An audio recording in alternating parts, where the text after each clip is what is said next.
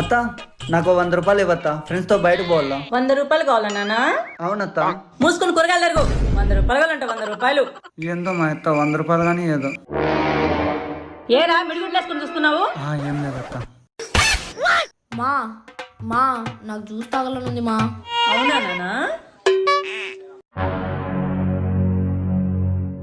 Thank you మా. ఇందత్త అయిపోయింది.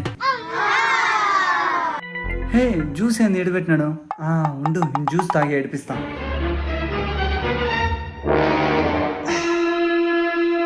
బావా తాగేసినావా?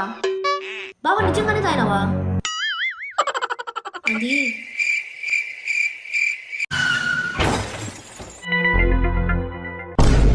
రే నేను తాగింది ఇదా?